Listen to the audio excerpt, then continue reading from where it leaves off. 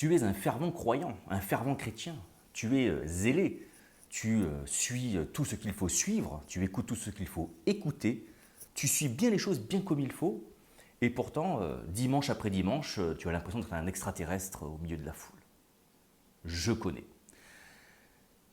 Dimanche après dimanche, ou réunion après réunion, séminaire après séminaire, groupe de maison après groupe de maison, ou église de maison, tous ces termes que l'on met hein, dans ce milieu-là. Tu entends des choses, ceci ou cela de Dieu, Jésus, le Saint-Esprit, plein de choses, de théologie, de doctrine, de dogme, de croyances, etc., qui ont en apparence une grande cohérence tout hein, ensemble. Et pourtant, ça ne va pas. Il y a un truc qui ne va pas. Mais ça, c'est parce qu'on t'a appris, c'est pas vraiment le bon terme, mais si, on va garder celui-là. On t'a appris à suivre la carte. On t'a donné une carte, ça c'est la carte. Voilà, il faut suivre la carte et tu ne dépasses pas des bords et tu ne sors pas du chemin. D'accord? On t'a mis en fait dans un carcan, dans un système de croyance qui fait que tu le suis. Alors tant que tu ne te questionnes pas, tant que tu n'as pas mis le nez dehors, tant que tu as bien tout suivi et que tu n'as jamais triché dans ce système-là, d'autant plus si tu es depuis que tu es tout petit et que papa, maman t'y ont conduit depuis que tu es tout petit, eh bien tu es dans un petit monde. Tu es dans un petit monde, tu es dans un, comment on pourrait dire ça, dans un microcosme qui a sa cohérence interne. Et donc, c'est pour ça qu'autour de toi, dans ces moments-là, tu vois plein de gens remplis de joie, de sérénité, qui abordent une certaine croissance spirituelle, etc. Et toi, tu te dis, ça va pas. Et alors, des églises, des groupes de maison, des églises de maison, j'en ai fréquenté un paquet. Hein. Pendant près d'une décennie, j'en ai écumé. Parce que, comme j'avais goûté au truc avant, tu vois ce que je veux dire? Comme j'ai goûté au truc avant, c'est compliqué de faire comme si tu n'y avais pas. C'est compliqué de l'oublier, d'accord? Et de suivre le troupeau. Alors tu le suis pendant un moment, et puis à un moment donné, quand ça devient fade, tu te rappelles hein, de ce truc que tu avais goûté un petit peu avant, et tu dis non, il faut que je revienne. Donc qu'est-ce que tu vas faire? Tu vas explorer. Mais explorer, ça fait peur. Parce que explorer, c'est quoi explorer? Explorer, c'est aller dans l'inconnu. Et l'homme n'a fait que ça. L'homme n'a fait que explorer. Il a marché pendant des jours et des nuits et des mois et des années pour conquérir des territoires, pour même pas conquérir, juste explorer de nouveaux territoires à la recherche de nourriture, à la recherche de peut-être même de nouveautés, de richesses, de choses nouvelles.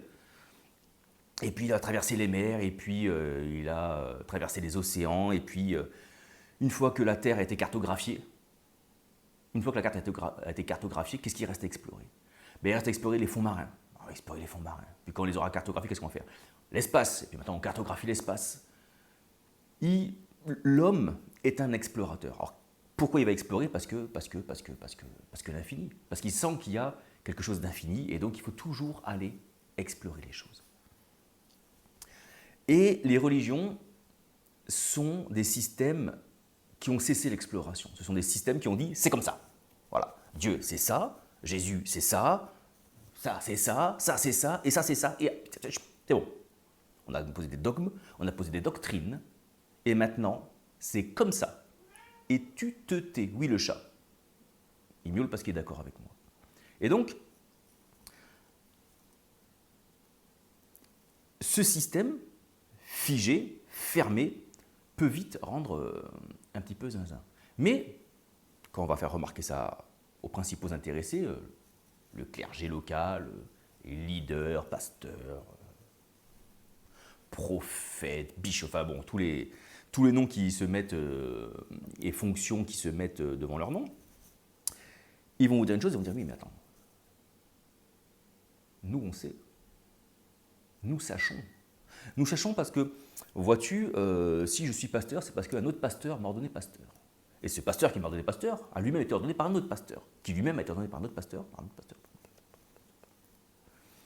Voilà, bon, ça critique le milieu catholique, mais en gros, ça reprend le même schéma, sauf qu'au lieu d'avoir une autorité centrale, c'est une autorité locale, quoi. C'est chacun, Voilà. Et puis il va savoir s'il y a 5-6 générations, celui qui était pasteur a bien été ordonné pasteur. C'est-à-dire, si moi je veux m'ordonner pasteur, et des gens me croient, 2-3 générations plus tard, on dira ah bah ouais, bah, c'était moi, j'étais ordonné pasteur par un mec qui s'appelait Ludovic. Personne ne pourra le vérifier. Et puis l'Église catholique n'est pas non plus à l'abri hein, d'une institution qui ordonne des gens. Je vais te dire un truc, hein, longtemps les prêtres, les abbés, les gens comme ça n'étaient pas des gens qui y allaient par vocation. Hein. Il suffisait que tu sois le deuxième mec de la famille, tu n'avais pas le choix. Ça n'y allait pas par vocation. Hein. Ce n'étaient pas des gens qui étaient appelés par Dieu ou quoi que ce soit. C'était pas. Tu es le deuxième de la famille, le premier va hériter des terres, toi, tu vas faire abbé, tu vas faire curé. Donc, l'autorité, la qualité de cette chaîne-là est plus que discutable aussi. Donc, personne n'est tout blanc, hein, évidemment. Pour ce qui nous concerne, aujourd'hui, ces gens-là vont te dire, mais en fait, ils sont un peu comme des scientifiques. Si par exemple, toi, tu te poses la question de dire, oui, du coup, peut-être que la Trinité, sujet comme un autre, hein, est-ce que c'est vraiment ça? Parce que du coup, moi, je ne comprends pas trop, ça n'a pas trop de sens pour moi, la Trinité. Est-ce que... Et on va dire, la Trinité, c'est validé, d'accord? C'est scientifique. C'est scientifique dans le sens théologique, dans le sens doctrinal, dogmatique pour eux, d'accord? Mais ils agissent comme des scientistes, des gens qui disent que en dehors de la science, ta gueule, ça n'existe pas. C'est complètement faux. La science, c'est quoi? La science, c'est une capacité humaine à observer, mesurer, quantifier des choses. Bon. L'électricité a toujours existé. D'accord? Bon. Scientifiquement parlant, en l'an 200, à part les sommets en or des pyramides d'Égypte de Maître Gims, l'électricité, ça n'existait pas. D'accord? Les trous noirs existent depuis, je sais pas, milliards d'années, j'imagine, j'en sais rien, tu vois. Bon, je pense qu'au Moyen-Âge, les trous noirs, scientifiquement, ça n'existait pas. En Grèce, les Grecs n'étaient pas, hein, c'était pas des teubés, les Grecs, hein, ils ont, de là est né, en tout cas c'est de là qu'on a l'héritage philosophique des Grecs. Bon, les trous noirs, tu vois, pas plus que ça, quoi. Donc, ce n'est pas parce qu'une chose n'est pas validée scientifiquement qu'elle n'existe pas. Et se limiter à la science, c'est rester figé. C'est ce que font les religions. Or, la science avance grâce à quoi? Grâce à l'exploration, à la curiosité, aux risques, aux suppositions, aux hypothèses. C'est comme ça que la science avance. Et c'est comme ça que ta croissance spirituelle avance aussi. Elle part explorer des pistes. Elle ne reste pas figée dans des dogmes et des doctrines qui, quand bien même, seraient justes. Bon, alors le problème qu'on a, c'est que la science, c'est la science. 1 plus 1 égale 2. Une molécule de ça, une molécule de ça, ça donne cela. En fait, il n'y a pas de sujet, il n'y a pas de débat possible, de discussion possible. La théologie, c'est quoi? Les théologies, c'est une étude de texte. C'est une interprétation de texte. À l'origine, parfois douteuse, aux traductions plus qu'approximatives. Et la théologie, en fait, n'est sur l'observation de rien. C'est juste de l'interprétation de texte. C'est ça, la théologie. De l'interprétation de texte. Et ça, c'est la science de la spiritualité. La science de la religion. Et la religion est la garante de cette science-là, de la théologie. Moi, j'ai un master 2 en théologie, donc moi, je sais. Ah, tu sais des choses, oui, mais qu'est-ce que tu connais de Dieu? Tu sais des choses, peut-être, sur Dieu, vraies ou fausses, à la limite. Peut-être vraies, peut-être fausses. Mais est-ce que tu as expérimenté Dieu? C'est comme un mec qui lirait des bouquins, je sais pas moi, des bouquins sur les tortues. D'accord? Il sait plein de choses sur les tortues, mais il n'en a jamais vu une. Il n'a jamais vécu avec des tortues. Il n'en a jamais élevé une. Il est dans la théorie. Et dans la pratique, peut-être que... Alors la grande différence avec les deux exemples que je donne, c'est que les mecs qui vont écrire des bouquins, les mecs qui écrivent des bouquins sur les tortues, généralement, c'est des gens qui ont vécu avec les tortues. les mecs qui ont fait la théologie, on se rend bien compte qu'ils partent tous peut-être même du même texte, hein, du même livre, de gens qui ont vécu avec Dieu, qui connaissent Dieu, donc du coup, ce qu'ils ont écrit, c'est bon. Force est de constater qu'il y a combien de dénominations chrétiennes? Combien même de religions avec un seul bouquin? Juste avec l'Ancien Testament, ce qu'on va appeler l'Ancien Testament, donc les religions abrahamiques, 3 religions. Au sein de ces 3 religions, des milliers, de dizaines de milliers de courants différents, qui se battent entre eux, qui se fritent entre eux, qui ne sont pas d'accord entre eux, qui s'opposent, Bon. À partir du moment où il y a sujet à débat, c'est que scientifiquement parlant, il n'y a rien. On est encore dans l'exploration. Et donc chacun va se choisir sa version, son interprétation, et la figer, et la bloquer. Et c'est comme ça. Que des groupes de personnes aient envie de faire ça. D'institutionnaliser leur truc. Que certains aient envie de commercialiser ça, d'en faire des marques, hein, avec des concerts géants, et des goodies, et des... grand bien leur face. Mais toi, tu n'es pas là pour ça. Toi, au fond de toi, tu as une quête divine, une quête de spiritualité, une quête de sens, une quête de soi, parfois une quête de savoir. Et ça, c'est un ego parfois mal placé. La quête du savoir, il faut l'abandonner. Ce dont il faut tendre, c'est une quête de découverte. La science n'est rien, la théologie n'est rien sans l'expérience, l'expérimentation. Et donc, c'est une prise de risque. Imagine que tu rentres dans un labyrinthe, d'accord? Tu rentres dans un labyrinthe. La science, c'est celle qui va te dire, là c'est le bon chemin, là c'est pas le bon chemin. Pourquoi on sait que ceci n'est pas un bon chemin? Parce qu'on l'a vérifié, parce qu'on y est allé.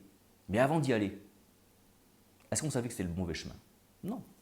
Il a fallu y aller, prendre des risques, tester, éprouver, pour se rendre compte que c'est pas le bon chemin. Donc tu rebrousses chemin, tu reviens au point de départ, tu mets un panneau, pas le bon chemin. Et tu prends le deuxième chemin et tu vas tester, etc., etc., etc., etc. Il est quand même surprenant qu'avec un Dieu infini, omnipotent, omniscient, on ait si rapidement quadrillé toute la zone, cartographié Dieu. Étonnant, hein? Étonnant.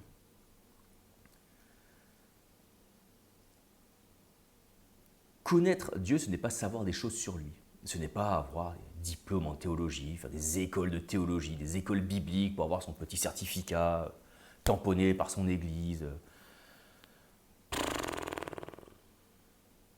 Faire des beaux PowerPoint avec petit 1, petit 2, petit 3. Voici ce qu'est le truc. Ça peut être des supports pour expliquer quelque chose.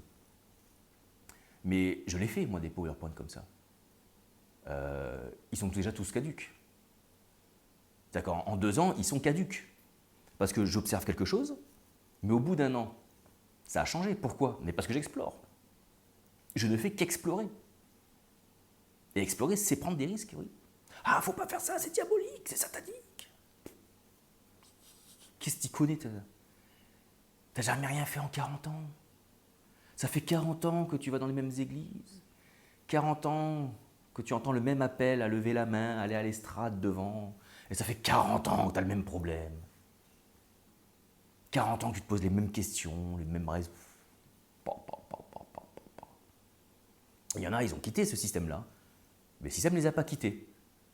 40 ans qui sont dans la même défiance, 40 ans qui sont dans la même opposition, 40 ans qui sont toujours dans la même critique acerbe. Moi j'ai fait un groupe de maison parce que les églises et les pasteurs c'est des voleurs. Dans 99% des cas, bon allez 90, dans 90% des cas, parce que je sais qu'il y en a qui ont une vraie démarche sincère, mais dans 90% des cas, ces gens-là, c'est des gens qui voulaient être le pasteur. Ils n'ont pas pu. Ils n'ont pas pu parce que soit ils ne suivaient pas la carte exactement, soit ils n'avaient pas la même patience, soit ils n'étaient pas du même milieu, soit ils n'étaient pas de la même famille. du même groupe social d'amis, voilà. Et donc,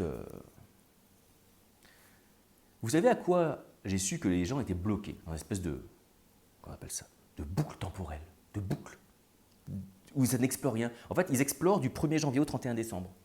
Chaque année, quand vous allez, alors, vous savez que l'Église catholique, moi, parce qu'elle, elle est figée dans une espèce d'éternité, figée. Donc, elle n'a pas trop ce problème-là. C'est même pire, elle est figée dans un instant T. Elle ne se projette pas. Elle est figée dans un instant T. Elle est l'Église apostolique. Elle a une vieille image qu'elle a tirée, qu'elle tire pour l'éternité. Elle est figée dans le passé, complètement figée dans le passé. C'est comme une tradition, donc. Fut un temps où il y avait des personnes catholiques qui ont, que je parle de François, par exemple Saint François d'Assise, pour noter, pour mettre que lui, mais il y en a plein d'autres, hein, ce qu'on appelle les pères de l'Église et d'autres, entre guillemets, plus contemporains, même s'ils sont maintenant tous bien vieux, parce qu'il n'y a plus grand monde de contemporains dans l'Église qui l'influent, qui sont venus mettre comme des précisions, des autres choses. Et ça rentre dans ce que les catholiques appellent la tradition, qui vient se mettre en collaboration de la Bible. Les évangéliques ne font pas ça. Les évangéliques, les églises évangéliques, ce que vous avez, c'est que vous avez la nouvelle saison. Tu la connais ça? On rentre dans une nouvelle saison. On rentre dans une nouvelle année. Dieu m'a montré le projet pour l'Église pour la nouvelle saison. Mais bien sûr que vous l'avez. Et c'est quoi ta nouvelle saison? Vas-y, c'est quoi? C'est un prêche sur Pâques à Pâques? C'est un prêche sur l'ascension à l'ascension? C'est un prêche sur Noël à Noël? Et en fait, cette nouvelle saison, c'est tous les années la même chose, avec les mêmes PowerPoint. Bon, on change la date en bas, parce qu'il ne faut quand même pas déconner, tu vois. Mais c'est toujours. Mais en fait, ils sont dans une boucle temporelle. Ça n'a plus exploré, ça a cessé d'explorer quoi que ce soit. Et quand bien même un pasteur explorerait lui, ça c'est une confidence d'un pasteur qui m'a dit. Elle dit, moi j'explore, mais je ne peux pas le dire. Je ne peux pas en parler parce que sinon je perds ce que je suis. Je perds mon troupeau. Je perds l'église. Plus personne ne va me suivre parce que en fait c'est un aveu d'échec quelque part, puisqu'il dit, on a tellement formaté les gens de l'église que si moi maintenant je viens faire quelque chose qui explore des pistes, je les perds.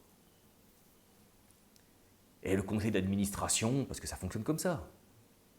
Le conseil pastoral, le conseil de... et puis on va m'exclure, et puis moi c'est mon gagne-pain, bon, c'est un métier comme un autre, hein.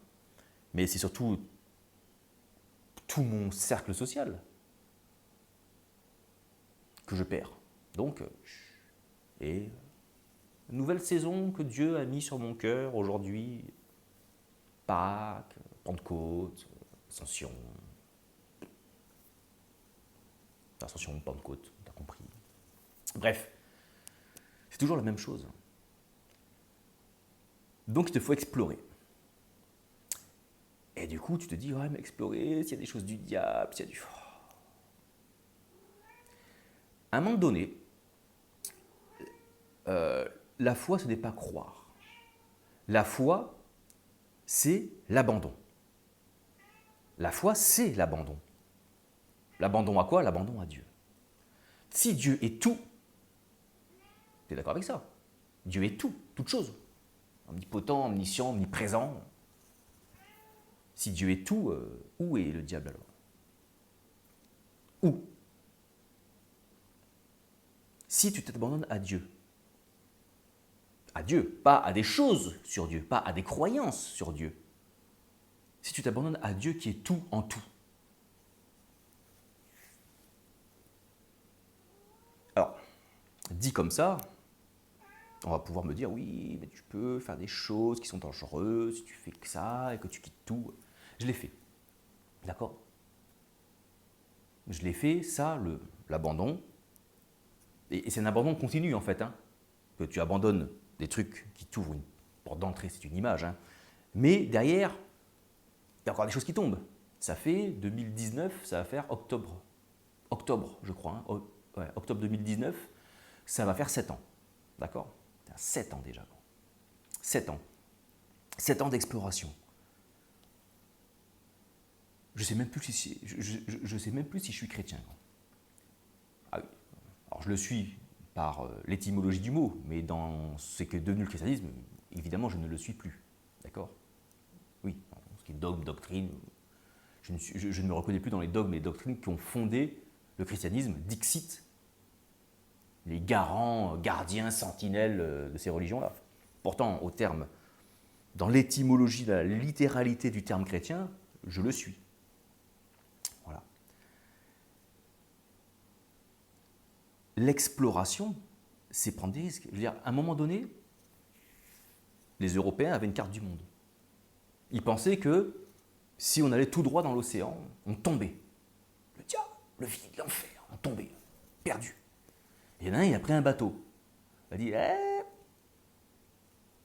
il y a un moyen qu'en fait, si jamais elle n'est pas plate, bon, il n'a pas pensé ça, mais si jamais elle n'est pas plate, oui, j'aurais fait l'histoire, ça vous emmerde. Si, imaginons que la Terre n'est pas plate. Imaginons qu'elle soit ronde. Oui, parce qu'en fait, la Terre ronde, tout le monde y a toujours cru, en fait, d'accord? L'histoire de la Terre plate, c'est des conneries, ça. Si les Indes sont là, et si jamais. Mais en fait, j'ai fait une boucle, donc j'ai trouvé les Indes. Et donc il part, avec peut-être dans sa tête, bon, on n'écarte pas le risque, imaginons, ça tombe dans le vide. D'accord? Mais ça, c'est des conneries. La Terre ronde, elle est connue depuis l'Antiquité, littéralement. Donc, il y va. Et il découvre des terres, il faut, c'est les Indes. Ah, c'est pas les Indes. Il s'est trompé, l'explorateur s'est trompé. L'explorateur s'est dit, je vais aller là-bas et je vais trouver ça. Bon, il n'a pas trouvé ça. Il a trouvé autre chose. Qu'est-ce qu'a fait la science? Ça a cartographié. Et la science valide que si on part de là et qu'on va dans telle direction, au bout d'un certain temps ou au bout d'une telle distance, on trouve telle terre. Qui n'est pas les Indes qui sont là-bas, elles. Si on reste dans la théologie, alors oui, bah,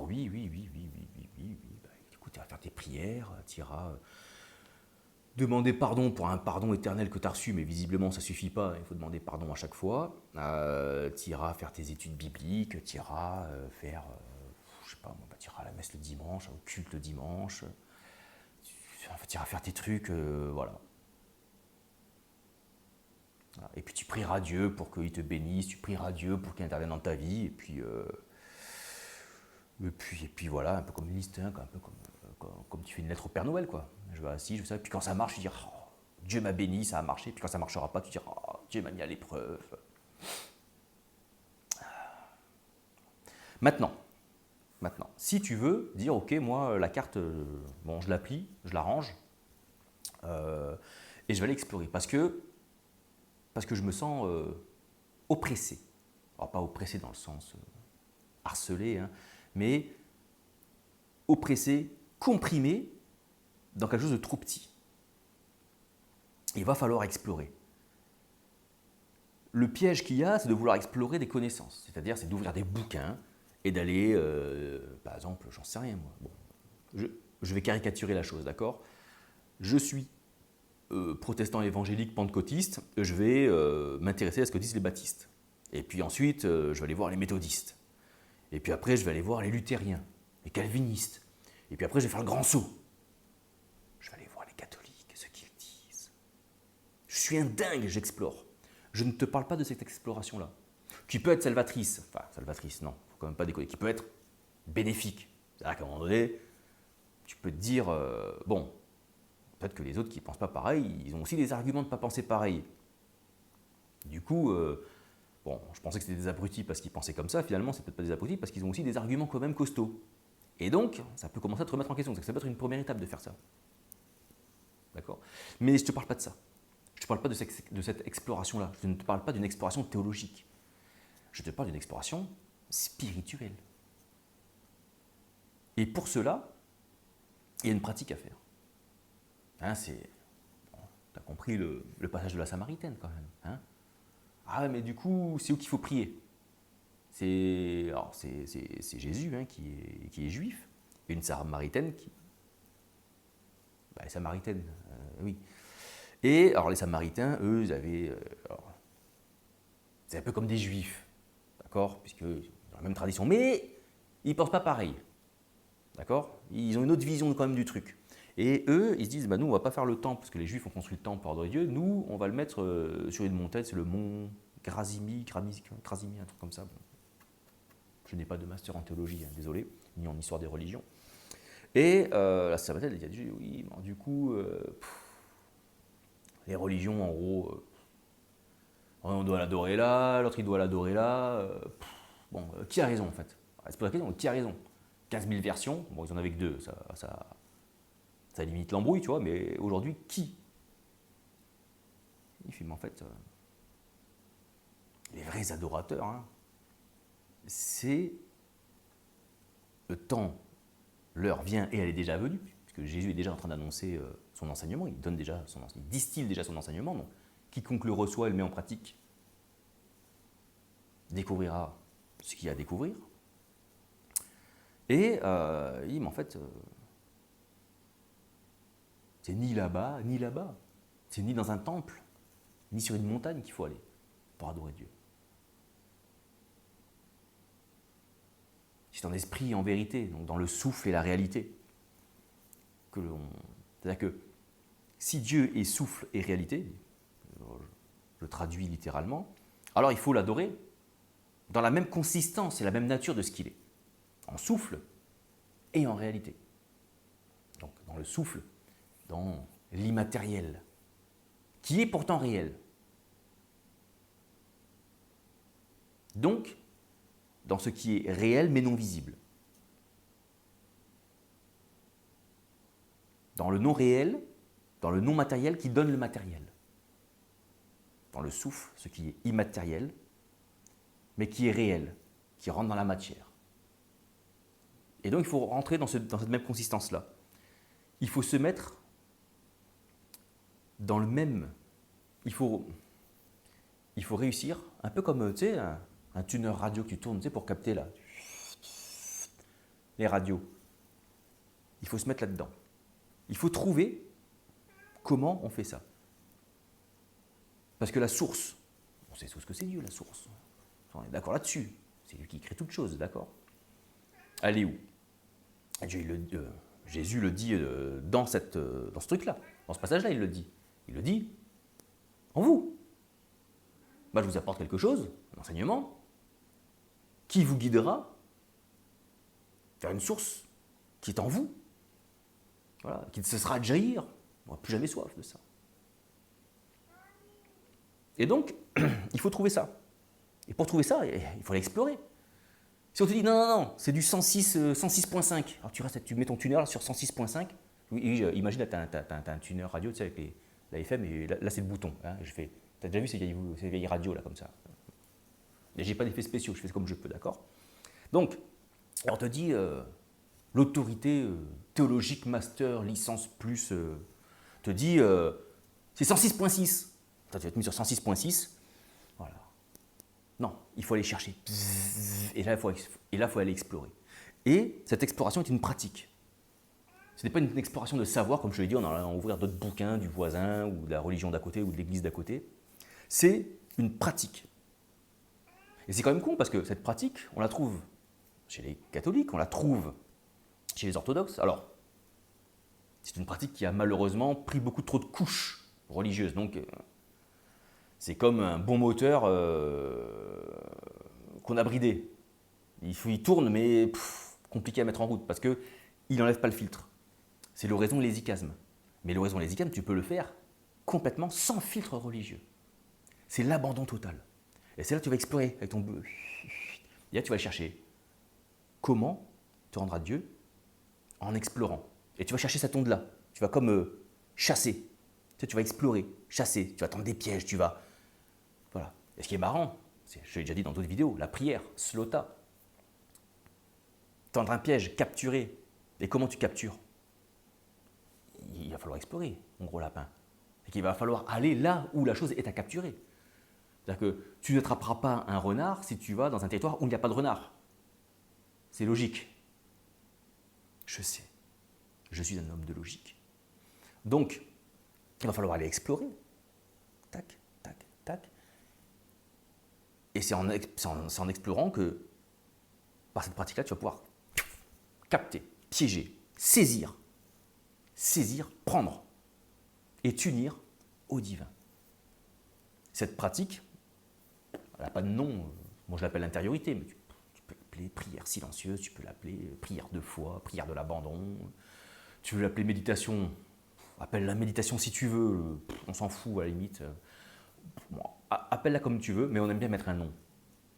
J'appelle ça l'intériorité. J'ai appris ça avec Patrick Fontaine à l'époque. Voilà. Je trouve que ce truc c'est bien, même si c'est vrai que parfois quand on parle d'intériorité, les gens vont confondre ça avec de la psychanalyse et de l'analyse du soi intérieur. Bon, on n'est pas là-dedans, mais intériorité, c'est quand même, ça marche. Bon, ça marche. Peut-être qu'un jour, peut-être que je vais me pencher sur trouver un nom à cette pratique. Hein, et je déposerai le nom. Hein, et à chaque fois que quelqu'un utilisera ce nom, je toucherai 20 centimes. Je sais pas, je vais réfléchir à ça. On va voir. Donc, cette pratique-là, c'est une pratique qui va être quotidienne. Bon. Qui va mesurer sur du long terme. Désolé pour la coupure, j'ai dû faire sortir le chat dont le miaulement commence à devenir un petit peu trop présent. Donc, ce que je disais, c'est une pratique spirituelle. Hein, c'est-à-dire que là, on n'est pas dans le concept. Ah, mais il faut croire, hein, tout ton cœur croit. Si tu crois au fond de ton cœur, de tout ton cœur, que les choses sont possibles, alors elles arriveront. Bon, on n'est pas dans un téléfilm M6 de Noël. Donc en fait, on n'est pas juste dans un concept. Ah, c'est une prise de conscience. Non, c'est pas juste une prise de conscience non plus. C'est-à-dire que quand bien même tu as conscience de la vérité, ça ne suffit pas. Parce que ce n'est pas juste le souffle. C'est spirituel. C'est spirituel, puis ça rentre dans ma conscience, et puis c'est conscience. Non. Dieu est quelque chose de réel également. Réel. Donc, on est dans quelque chose qui est, je pense, moi, de totalement physique, chimique, mécanique, quantique. Je ne sais pas, mais on n'est pas dans du spéculatif immatériel. D'accord? On est dans quelque chose de bien réel. Il se passe quelque chose de réel. Je sais, je suis lourd avec ce mot-là, mais on n'est pas juste on n'est pas dans la théorie. D'accord? C'est pas juste ah oui, l'intériorité c'est chouette, ouais, l'abandon, c'est pas mal ça, ouais, j'aime bien ça. J'aime bien ce concept, je suis un intérioriste. Ouais, l'intériorité c'est ce qu'il faut faire. Tu as déjà fait? Ouais, vite fait, mais c'est ça en fait, Dieu est en moi. Oui, ça. En fait, tu peux avoir la vérité intellectuellement, en termes de savoir, tu sais la vérité. Tu vas dire que tu la connais, mais en fait tu ne la connais pas. Parce que la vérité est quelque chose qui se vit. Ce qui est vrai, en fait, la vérité est la réalité. Donc c'est quelque chose qui s'incarne. Ce n'est pas quelque chose qui est juste comme ça, dans une pensée, concept. Chaque jour, quotidiennement, prendre, allez, on va partir sur 20 minutes, 15 minutes, 25 minutes, il n'y a pas de règle, d'accord? Tu veux faire 2 fois 10 minutes, tu fais 2 fois 10 minutes, tu veux faire 2 fois 20 minutes, tu fais 2 fois 20 minutes, mais partons sur 20 minutes par jour. Trouve-toi un moment où évidemment tu n'es pas énervé, tu n'es pas fatigué. Alors, parfois pour certains ça peut être compliqué, donc on va se trouver des moments. Il y a 24 heures dans une journée, 20 minutes, ça se trouve. Parfois pas facile, ça se trouve. Et puis si tu rates une journée, c'est pas la fin du monde non plus, d'accord? Ça n'a pas à tout casser, d'accord? 20 minutes par jour. On essaye de trouver un moment où on n'est pas énervé, fatigué, stressé, angoissé, ou le moins possible, d'accord? Et on trouve un endroit calme, chez soi, dans sa voiture, on sort un peu dans la forêt, à la campagne quelque part, selon là où tu es. Alors après, il peut y avoir un peu de bruit, Pas se mettre dans une zone blanche non plus, hein, tu ne vas pas aller au sommet de l'Everest trouver du... D'accord? Tu t'assois, parce que s'allonger, généralement, on s'endort. Donc c'est mieux de rester assis. Tu peux rester debout, tu peux te mettre en tailleur, tu te mets comme tu veux, hein, mon ami. Et tu vas commencer cette prière. C'est là où tu vas commencer à... Mais avant de chercher l'onde, avant de t'aligner, entre guillemets, sur la même nature, souffle et réalité qu'est Dieu, il va falloir faire d'abord les premières étapes. Parce que là, on part d'une étape qui est d'aller oser tourner le bouton. C'est-à-dire que tu as commencé à le faire dans ta tête, hein, en acceptant de prendre 20 minutes par jour. Donc tu t'es dit, tiens, allez, moi je suis un gueudin, nique la religion et le système clérical, moi je suis un fou, je vais faire de l'intériorité. Alors c'est bien, c'est bien, c'est la première, c'est la première bonne décision. Mais c'est le début du début du début, du début. Du début, tu m'auras compris. Du début aussi, oui. Donc, c'est déjà bien, mais c'est pas je ferme les yeux et fais ah oui, ouh là là, je suis capté. Enfin, je sais pas, peut-être que ça marche pour certains, moi ça m'a pris 4 ans quand même. Enfin 4 ans. Oui, parce qu'avant 2019, j'ai testé. Et j'avais raconté déjà hein, sur tout le processus entre le moment où j'ai commencé à me dire tiens, et si j'allais toucher ce bouton-là.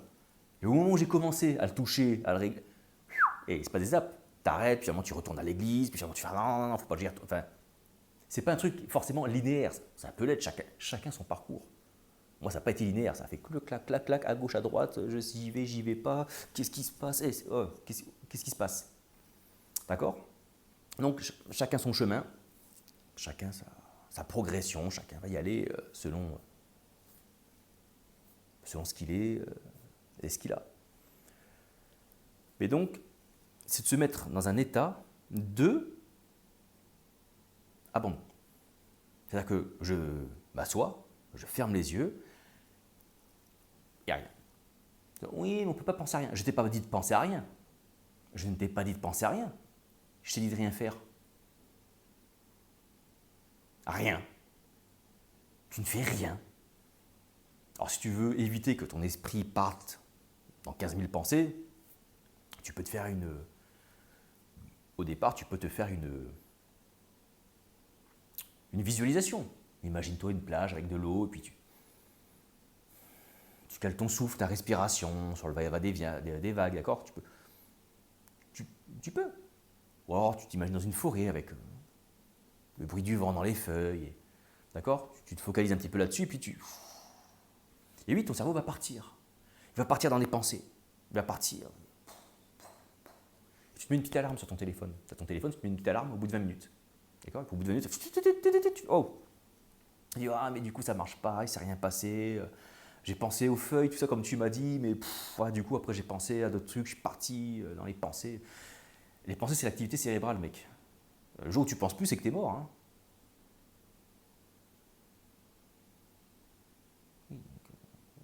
Penser à rien, c'est des conneries, ça. Pense, oui, c'est normal. Les pensées, c'est l'activité cérébrale, c'est des informations. Ton cerveau, il ne peut pas se mettre sur pause, d'accord? En revanche, ton cerveau, qu'est-ce qu'il fait? C'est qu'il pense par rapport à des informations qu'il capte, d'accord? Et le but de ces 20 minutes-là, c'est de faire une suppression des sens, c'est-à-dire de couper tout ce qui va être sensoriel. C'est de couper, on se coupe du toucher, du goût, on parle des 5 sens, mais ça va même un petit peu au-delà de ces 5 sens-là. Hein. On se coupe des informations, on se coupe d'une expérience de vie, on se coupe, on se fige et on coupe. On se met un peu comme dans une bulle du monde, on sort du monde.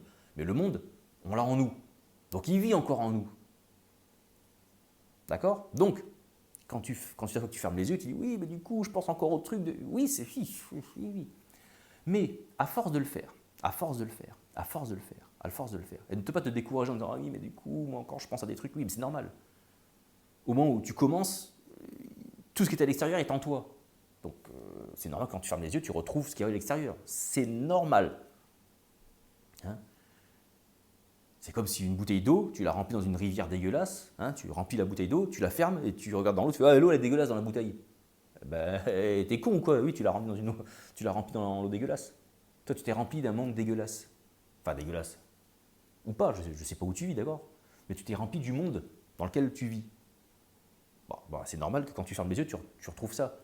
Tu dis ouais, mais du coup, ça fait comme une introspection. C'est vrai qu'au début, ça y ressemble. La première couche que tu explores, bah, c'est ça.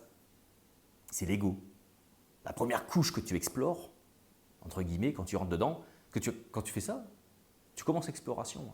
Alors les gens disent c'est une introspection. Bah oui, au début, oui. Au début, c'est une introspection. Parce que la première couche d'exploration que tu vas avoir, c'est toi. Toi, tu es le mec qui veut. En fait, imagine que tu as un mec en face, on va l'appeler le diable. Non, on va pas l'appeler comme ça. Ça vous embrouiller. Donc, en fait, c'est comme s'il y avait quelqu'un qui voulait pas que tu touches le bouton aussi. D'accord? Parce que quoi? Parce que sécurité, c'est mieux que liberté. Ça, si tu lis les frères Karamazov,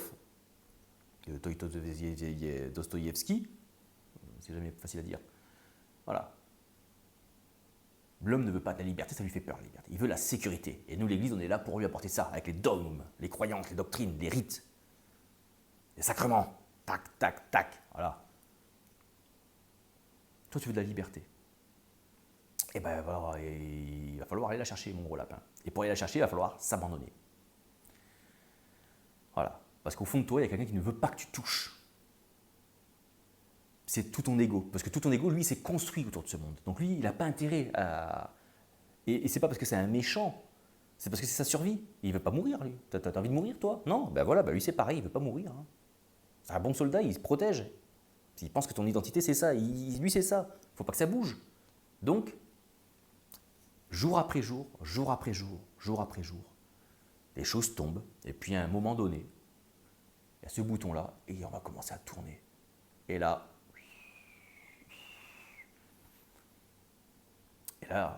je laisse découvrir ce qu'il y a à découvrir, parce que chaque découverte est spécifique à chaque personne, même s'il y aura effectivement des concomitances. Hein. Et tu découvriras ce qu'il y aura à découvrir. Et tu me remercieras, comme moi je remercie Patrick Fontaine de m'avoir fait découvrir ça, comme lui remercie ce qu'il a fait découvrir, comme voilà. Mais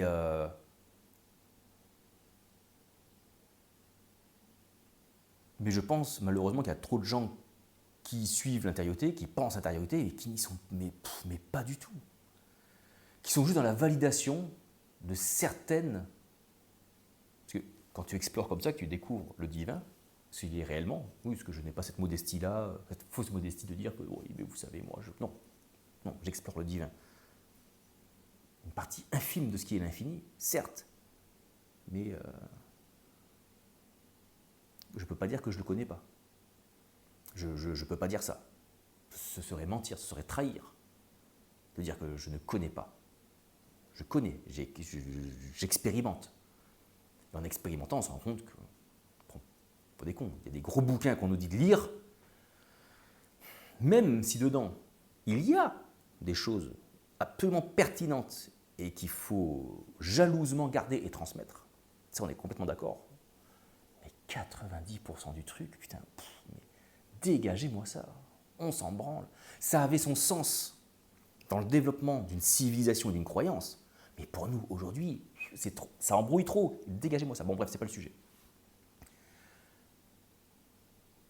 Mais je vais vous dire comment je reconnais une personne qui est dans ce processus-là. D'accord? Alors, comme je l'ai dit, il y a le premier processus qui est d'aller oser se mettre, aller chercher ce bouton-là pour se mettre sur la même fréquence. C'est une image. Fréquence, c'est une image, d'accord. Mais c'est les gens qui ne se posent plus la question. Est-ce que je peux? Est-ce que je ne peux pas? Est-ce qu'il faut? Est-ce qu'il ne faut pas? Est-ce qu'il ne faut pas? Je dois? Je ne dois pas. Ça c'est de Dieu, ça c'est pas de Dieu. Oui, Dieu dit de faire ça, Dieu dit de ne pas faire ça. Voilà. Enfin, tant que les gens sont dans ces réflexions-là, il faut pas, c'est oui, c'est non, dans une espèce de dualité, d'opposition. Bon, la personne n'a pas encore goûté. Ou en tout cas pas assez. Mais une fois que je vois des gens qui sont capables de dire non, et quand on discute, on se dit on est d'accord. Pourtant, nos expériences sont parfois complètement différentes. Hein. Mais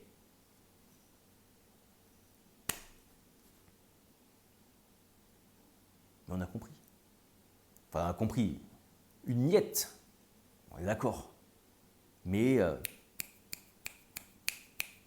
et c'est pas juste être d'accord avec moi. Avec Patrick Fontaine, avec d'autres. On s'en fout. C'est pas juste republier des textes de wow, c'est trop beau ce qu'ils disent, c'est tellement vrai ce qu'ils disent. Oui, c'est tellement vrai. Oui, et c'est tellement vrai. Est-ce que toi tu l'incarnes? Est-ce que tu le vis? Est-ce que c'est quelque chose de réel? Ou est-ce que c'est que du souffle encore? Parce que quand tu fais ça, il y a quelque chose de vrai dans l'intériorité. C'est pas juste quelque chose de mystique qui se passe. Il y a des vraies choses qui se font.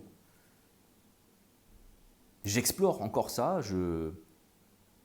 Pour tout vous dire, j'ai découvert ce qu'on appelle le cosmopsychisme, le panpsychisme. C'est des choses qui sont absolument passionnantes.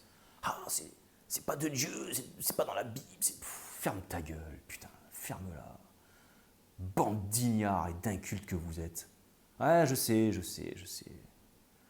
C'est violent ce que je dis, mais à un moment donné, mais fermez-la. Quoi. Quand tu vois des gens débarquer, moi je suis master théologie, moi je suis pasteur, 1500 personnes qui me suivent. Moi j'ai une église, 15 000 personnes, je crache quoi. Moi, 15 000 personnes dans mon église. Hein. Oh, c'est pas qui je suis moi. Tu sais qui je suis moi? Oh. Et ce que tu découvres dans le divin, et que tu as ces gens-là qui viennent te voir là, en off, et qui te disent oui, tais-toi, tu vas dire mais putain, mais fermez-la, quoi. Bande de nazes, quoi. Mais continue tes super publications, tes machins à gauche, à droite, mais continuez, faites ce que vous avez à faire. Mais ne venez pas dire aux explorateurs, non, tu retournes en arrière. D'accord? Non. Et on n'a pas besoin de groupies pour dire ah c'est trop bien, continue d'explorer. Non. Moi je veux pas des gens, je veux pas des gens qui commentent mon exploration et qui soient d'accord avec ça et qui m'applaudissent. Oh putain c'est trop bien. Ou qui me huent, c'est nul. Je m'en fous. Ce que je veux, c'est que les autres gens explorent aussi. Parce que en fait, le but n'est pas de découvrir une vérité. C'est pas d'arriver et de dire oh, c'est bon, j'ai trouvé la vérité c'est ça. Et avoir en plus raison. C'est-à-dire que quand bien même demain, après-demain, je découvre la vérité vraie. D'accord? Il n'y a pas de débat. Je l'ai. Le problème de la vérité, c'est que c'est une réalité. Donc, ce qui fera changer le monde, ce n'est pas d'avoir la vérité et de la diffuser en vidéo sur YouTube ou d'en faire des prédications dans des églises, des méga church de la mort qui tue avec un spectacle son et lumière à 30 000 euros. C'est pas ça qui compte, on s'en fout qui compte. De faire des stories de ouf et des chaînes YouTube de leaders charismatiques, évangélicaux, chrétiens. On s'en bat les couilles de ça. On s'en branle. Ce qui compte, c'est que les gens, ce qui va changer le monde, c'est que les gens découvrent, explorent, découvrent la réalité, parce que ce sera une réalité incarnée. Et c'est cette réalité, parce qu'elle est incarnée, qui se diffuse dans le monde, qui change le monde. Ce n'est pas le savoir qui change le monde. Le savoir ne change pas le monde. Ça, c'est un truc, désolé, ça c'est un truc de gauche, ça. Ah, il faut savoir. Non, il faut vivre les choses. Il faut aller les explorer. Ça, c'est un truc de droite. Oui. Et c'est d'entrepreneuriat. Oui, ça a des limites, c'est la morale, l'idéologie. Oui, je caricature. D'accord? C'est une satire, quelque part. D'accord? Mais en fait, les deux, parce que ton expérience s'inscrit finalement dans un savoir, au final. D'accord? Quand tu rentres dans le labyrinthe, bon, qu'il y ait des croix rouges pour dire c'est pas là, c'est bien aussi. D'accord? Donc le but n'est pas d'opposer les deux choses. C'est juste de dire que sans l'exploration, la cartographie n'est rien. Sans l'abandon, la théologie n'est rien. Sans la foi, la théologie n'est rien. Le problème de la foi, c'est que les gens pensent que la foi, c'est une croyance. Une croyance très pure au fond de mon petit cœur à moi. Connerie, ça. Allez explorer le divin. Allez l'explorer. Et ça demande de l'abandon.